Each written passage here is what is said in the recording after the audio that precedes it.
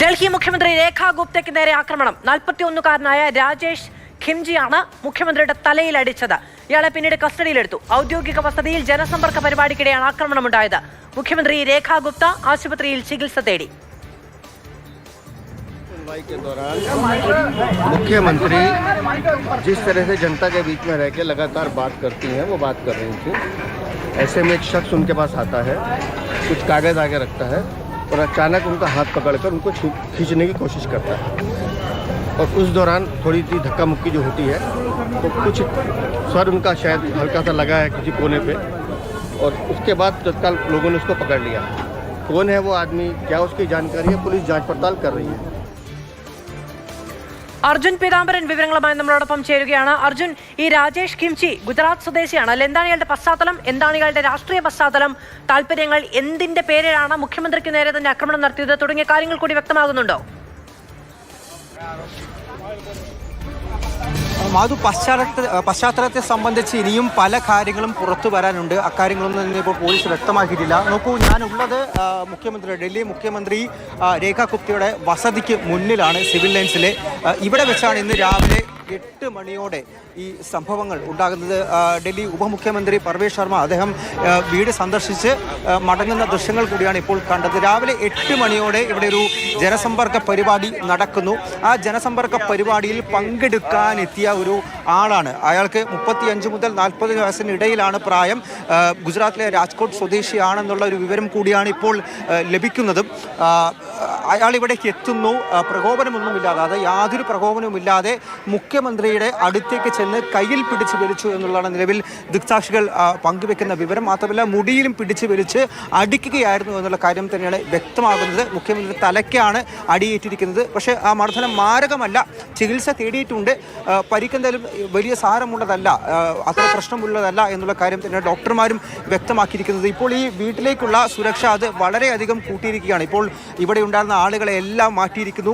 ഈ രാജ് നിവാസ് മാർഗ് എന്നാണ് ഈ റോഡിൻ്റെ പേര്. ഈ റോഡിലേക്കുള്ള ഗതാഗതം അത് പൂർണ്ണമായിട്ടും നിരോധിച്ചിരിക്കുകയാണ്. ഉദ്യോഗസ്ഥർക്ക് മാത്രമാണ് ഇപ്പോൾ ഇവിടേക്ക് വാഹനങ്ങളുമായി വരാനുള്ള ഒരു പെർമിഷൻ ഉള്ളത്. മാത്രമല്ല, മാധ്യമങ്ങളും പോലീസും ഒഴികെ പിന്നെ ആരും ഇവിടെ നിൽക്കണ്ട എന്നുള്ള നിർദ്ദേശം കൂടി നൽകിയിട്ടുണ്ട്. അകത്തേക്ക് പോലീസ് പോകുന്നുണ്ട്, അവർ കൂടുതൽ പരിശോധന നടക്കുന്നുണ്ട്. ഈ ജനസമ്പർക്ക പരിപാടി നടക്കുന്ന മുഖ്യമന്ത്രിയുടെ ഓഫീസും ഈ വീടിന് തൊട്ടടുത്ത് തന്നെയാണുള്ളത്. അവിടെ വെച്ചാണ് ഈ സംഭവങ്ങൾ ഉണ്ടാകുന്നത്. ഈ രാജേഷ് ഖിംചി എന്ന് പറയുന്ന വ്യക്തി, അയാൾ ചില പേപ്പറുകളുമായിട്ടാണ് മുഖ്യമന്ത്രിയെ കാണാൻ എത്തുന്നത്. ആ പേപ്പറിലെ വിവരം എന്താണ് തുടങ്ങിയിട്ടുള്ള കാര്യങ്ങളൊക്കെ തന്നെ അല്പസമയത്തിനകം പുറത്തു വരും. പേപ്പറുമായി മുഖ്യമന്ത്രിയുടെ അടുത്തേക്ക് പോകുന്നു. അടുത്തേക്ക് പോയ ഉടനെ മുഖ്യമന്ത്രിയുടെ കയ്യിൽ പിടിച്ച് അടുത്തേക്ക് വലിച്ച് തല്ലുകയായിരുന്നു, മുഖത്തടിക്കുകയായിരുന്നു എന്നുള്ള കാര്യം തന്നെയാണ് വ്യക്തമായിരിക്കുന്നത്. മറ്റെന്തെങ്കിലും ഉദ്ദേശമുണ്ടോ, ഇയാൾ മറ്റേതെങ്കിലും രാഷ്ട്രീയ പാർട്ടിയുടെ അനുഭാവിയാണോ, അതല്ലെങ്കിൽ തന്നെ എന്തെങ്കിലും ഗൂഢലക്ഷ്യം മനസ്സിൽ വെച്ചുകൊണ്ടാണോ ഇയാൾ ഇവിടേക്ക് എത്തിയത്? ഈ ജനസമ്പർക്ക പരിപാടിക്ക് ഇടേ തന്നെ ഉണ്ടായ എന്തെങ്കിലും തർക്കങ്ങളാണോ ഇയാളെ കൊണ്ട് ഇങ്ങനെ ഒരു ആക്രമണം നടത്താൻ വേണ്ടി ചെയ്യിപ്പിച്ചത് തുടങ്ങിയിട്ടുള്ള കാര്യങ്ങളൊക്കെ പല സംശയങ്ങൾ ഇപ്പോൾ നിൽക്കുന്നുണ്ട്. പക്ഷേ അതിലെല്ലാം അന്വേഷണം പൂർത്തിയായാൽ മാത്രമേ അതിന് ഉത്തരം ലഭിക്കുകയുള്ളൂ.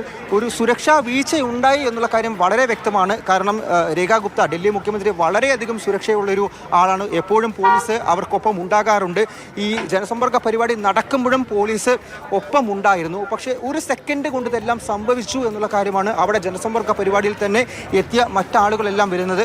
ആ മർദ്ദനമുണ്ടായതിന് പിന്നാലെ, അതായത് മുഖ്യമന്ത്രിയുടെ മുഖത്ത് അടിച്ചതിന് പിന്നാലെ അവിടെ ഉണ്ടായിരുന്ന സുരക്ഷാ ഉദ്യോഗസ്ഥർ വന്ന് ഇയാളെ കീഴ്പ്പെടുത്തി, ഇയാളുടെ മേലേക്ക് ചാടി വീണ് കീഴ്പ്പെടുത്തി. പിന്നീട് അവിടെ നിന്നും പിടിച്ചു വലിച്ച് സിവിൽ ലൈൻസിലെ തന്നെ പോലീസ് സ്റ്റേഷനിലേക്ക് കൊണ്ടുപോയിട്ടാണ് ചോദ്യങ്ങൾ ചെയ്തുകൊണ്ടിരിക്കുന്നത്. ഈ സുരക്ഷാ വീഴ്ചയെ സംബന്ധിച്ചും പോലീസിലൊരു ആഭ്യന്തര അന്വേഷണം ഉണ്ടാകും. ആ കാര്യങ്ങൾ കൂടി ഇപ്പോൾ വ്യക്തമായിട്ടുണ്ട്.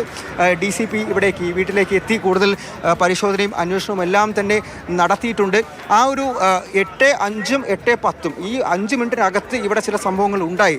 അത് വലിയ ബഹളത്തിലേക്കെല്ലാം തന്നെ വഴിവെച്ചു. അതിൻ്റെ കൂടുതൽ വിശദാംശങ്ങൾ, കൃത്യമായിട്ടുള്ള വിവരങ്ങൾ അതെന്തൊക്കെയാണെന്നുള്ള കാര്യം പുറത്തു വന്നാൽ മാത്രമേ, അല്ലെങ്കിൽ അന്വേഷിച്ച് കണ്ടെത്തിയാൽ മാത്രമേ ഈ മർദ്ദനത്തിന് പിന്നിൽ എന്താണ്, ആ ലക്ഷ്യം എന്താണ് തുടങ്ങിയിട്ടുള്ള കാര്യങ്ങളൊക്കെ പോലീസിനും മനസ്സിലാകുകയുള്ളൂ. അതിനെന്തായാലും ഇയാളുടെ മൊഴി അത് വിശദമായി രേഖപ്പെടുത്തും, കൂടുതൽ ചോദ്യങ്ങൾ ചെയ്യും. ഇനി ഇയാൾക്ക് മറ്റാരെങ്കിലുമായി ബന്ധമുണ്ടോ, ആരെങ്കിലും ഇങ്ങനെയൊരു ആക്രമണം നടത്താൻ വേണ്ടി ഇയാളെ ഏൽപ്പിച്ചതാണോ തുടങ്ങിയിട്ടുള്ള കാര്യങ്ങളെല്ലാം ചർച്ചയാവുന്നുണ്ട്. കാരണം ഇയാൾ മദ്യപിച്ചിട്ടുണ്ടോ എന്നുള്ള കാര്യം വരെ സംശയമുണ്ടായിരുന്നു. അത്തരത്തിലുള്ള സംശയങ്ങൾ പോലും ഇവിടെയുള്ള ദൃക്സാക്ഷികൾ ചൂണ്ടിക്കാണിക്കുന്നുണ്ട്.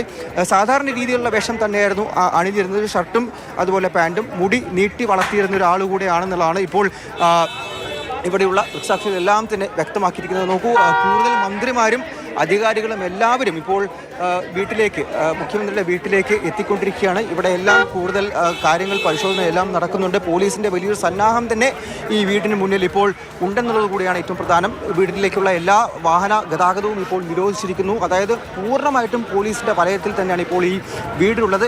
എല്ലാം ഇനി എന്തൊക്കെയാണ് പീതാംബരനാണ് വിവരങ്ങൾ നൽകുന്നത്. ഡൽഹിയിൽ ഗുരുതരമായ സുരക്ഷാ വീഴ്ചയാണ് ഉണ്ടായിരിക്കുന്നത്. മുഖ്യമന്ത്രി രേഖ ഗുപ്തയ്ക്കെതിരെ ഒരു ആക്രമണം ഉണ്ടാവുകയാണ്. ആക്രമണം ഉണ്ടാകുന്ന സമയത്ത് ആരാണ്, എന്താണ് ഇയാളുടെ ഉദ്ദേശം, എന്തിനാണ് ഇത്തരത്തിൽ ഒരു ആക്രമണം ഉണ്ടാകുന്നത് എന്നതുപോലും വ്യക്തമാകുന്നുണ്ടായിരുന്നില്ല. ഇപ്പോൾ ഗുജറാത്ത് സ്വദേശിയായ രാജേഷ് ഖിംജി എന്നയാളാണ് ഈ ആക്രമണം നടത്തിയത് എന്നത് വ്യക്തമാവുകയാണ്.